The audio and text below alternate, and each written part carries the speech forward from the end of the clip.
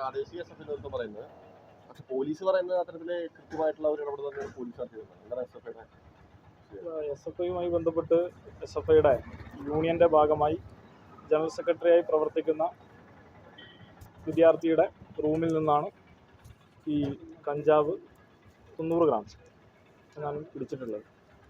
അപ്പോൾ സ്വാഭാവികമായിട്ടും അയാൾ അത് ഉപയോഗിക്കുന്നതല്ല, അങ്ങനെ അതുമായി യാതൊരു ബന്ധമില്ല എന്ന് അവിടുത്തെ അധ്യാപകരും മറ്റൊക്കെ സാക്ഷ്യപ്പെടുത്തിയെങ്കിലും അതിലൊരു ജാഗ്രത കുറവുണ്ട്. ആ റൂമിൽ നിന്ന് ഇങ്ങനെ ഒരു ലഹരി പിടിക്കപ്പെടുക എന്നുള്ളത് എസ് എഫ് ഐ പ്രവർത്തകരെ സംബന്ധിച്ചിടത്തോളം അംഗീകരിക്കാൻ കഴിയുന്നതല്ല. എന്നാൽ ഞങ്ങൾക്കുള്ള ഒരു വിമർശനം, കേരളത്തിൽ നിന്ന് രാവിലെ 8 മണിയോടുകൂടിയാണ് ഈ വാർത്ത ബ്രേക്ക് ചെയ്യപ്പെടുന്നത്.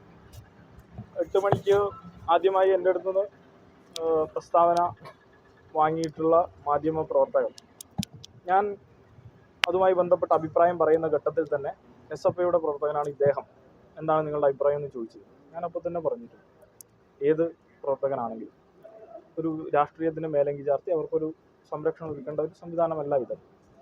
എന്നാൽ ഈ 90 ഗ്രാമിനെയും 2 കിലോ കഞ്ചാവിനെയും സമീകരിക്കുന്ന, എന്നാൽ സമീകരിക്കുക പോയിട്ട് ഞാൻ പറയുന്ന വാക്കുകൾ പ്രത്യേകം എടുത്ത് കൂട്ടിയാണ്.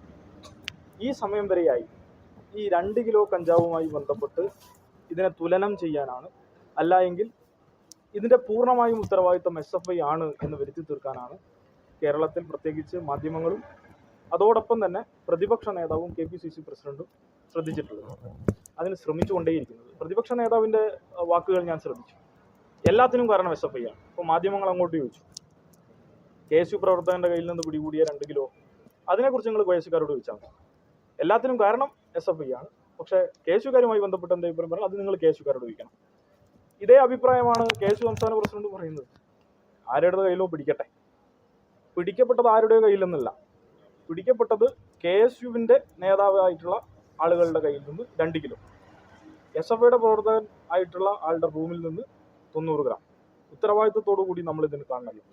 അപ്പം ആ നിലയിൽ തന്നെ ഞങ്ങൾക്ക് ഇതിൽ പറയാനുള്ളത്, ഈ ആപത്കരമായിട്ടുള്ള അവസ്ഥയിലും കേരളത്തിലെ ലഹരി മാഫിയ സംഘത്തെ നേരിടേണ്ട, അതിനെ മറികടക്കാൻ ആവശ്യകരമായിട്ടുള്ള ഒരു ഇടപെടൽ നടത്തേണ്ട സന്ദർഭത്തിലും രാഷ്ട്രീയപരമായി എസ് എഫ് ഐക്കെതിരെ ഒരു ആയുധം കിട്ടുന്നല്ലോ എന്ന് മനസ്സിലാക്കി അതിനെ ഒരു കുതന്ത്രപരമായി ഉപയോഗിക്കുന്ന പ്രതിപക്ഷ നേതാവിൻ്റെയും KPCC പ്രസിഡന്റിൻ്റെയും ഒക്കെ ഈ നിലവാര താഴ്ചയെ ഞങ്ങൾ വീണ്ടും എടുത്തു വിമർശിക്കുക.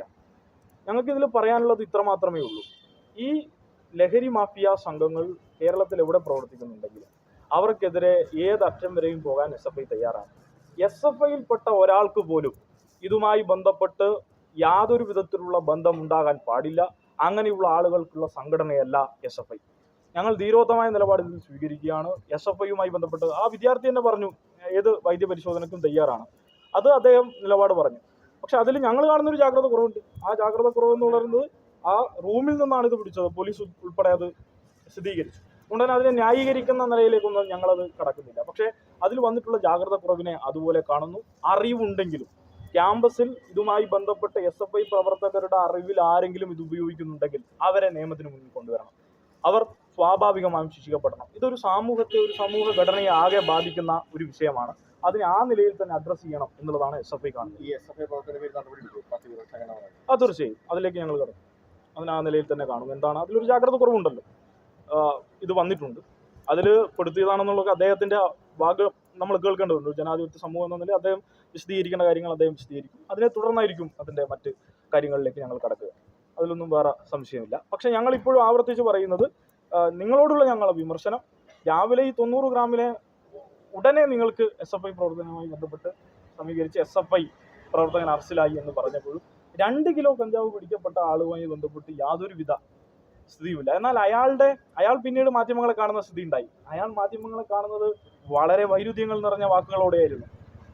ഞങ്ങൾ ഭക്ഷണം കഴിക്കാൻ ഓടിയതായിരുന്നു, ഭക്ഷണം കഴിക്കാൻ ഓടിയെടുത്തുനിന്ന് ഞങ്ങൾ തിരികെ വരുന്നു. ഈ അനന്തു എന്ന് പറഞ്ഞ ആളെയൊക്കെ, ഈ ആകാശ് എന്ന് പറഞ്ഞ ആളെയൊക്കെ ഞങ്ങൾ കാണുമ്പോൾ അയാൾക്ക് യാതൊരു ബന്ധവും ഇതുമായി ഇല്ല. അയാൾ ഒരിക്കലും എൻ്റെ പേര് പറയില്ല, കാരണം ഞങ്ങൾക്ക് ഇതുമായിട്ടൊന്നും ബന്ധമില്ല, ഞങ്ങൾ ഇതിനൊക്കെ എതിരെ പ്രവർത്തിച്ചതാണ്. അപ്പോൾ നിങ്ങൾ തന്നെ ചോദിക്കുന്നുണ്ട്, എസ് എഫ് ഐ പറഞ്ഞല്ലോ നിങ്ങൾക്ക് അതിൽ ബന്ധമുണ്ട്. അപ്പോൾ അവർ ഉടനെ തിരിഞ്ഞ മറുപടിയും നിങ്ങൾ കാണണം.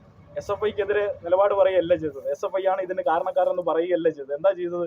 അതൊക്കെ രാഷ്ട്രീയമായി പറയുന്നതാണെന്നേ. വളരെ ലാഘവത്തോടു കൂടി അവരതിനെ തള്ളിക്കളയായിരുന്നു ചെയ്തത്. വളരെ നിഷ്കളങ്കമായി അതിൽ ഞങ്ങൾക്ക് പങ്കില്ല എന്ന് തെളിയിക്കാനുള്ള ഒരു വ്യഗ്രത അവരുടെ ഭാഗത്തു നിന്നുണ്ടായിരുന്നു. നല്ല അഭിനയമായി അതിനെ കാണേണ്ടതായിട്ടുണ്ട്. ഞങ്ങൾ അതിനെ ഒരു കക്ഷി രാഷ്ട്രീയ മേലങ്കി ചാർത്തുന്ന നിലയിലേക്ക് ഞങ്ങൾ ആദ്യഘട്ടത്തിലേ പോകുന്നില്ല. പക്ഷെ ഞങ്ങൾ ഇപ്പോഴും ആവർത്തിച്ച് പറയുന്നു, ഇതിന്റെ വക്താക്കളാവാൻ ഞങ്ങൾ എവിടെയുമില്ല.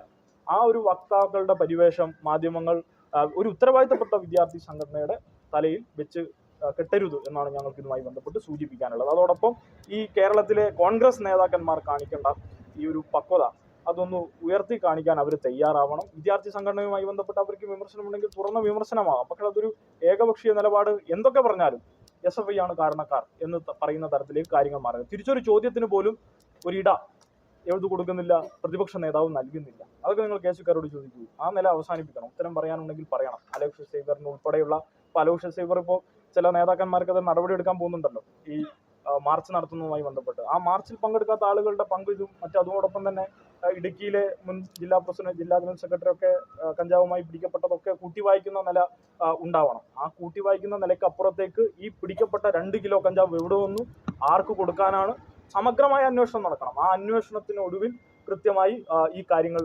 തെളിവായി വരണം. അതോടൊപ്പം ഞങ്ങൾക്ക് പറയാനുള്ളത്, നിരപരാധിയായിട്ടുള്ള ഏതെങ്കിലും ഒരു വിദ്യാർത്ഥിയെ അയാളുടെ ജീവിതം അവസാനിപ്പിക്കുന്ന, അയാളുടെ പഠനം പൂർണ്ണമായും നശിപ്പിക്കുന്ന തരത്തിലേക്ക് കാര്യങ്ങൾ മാറരുത്.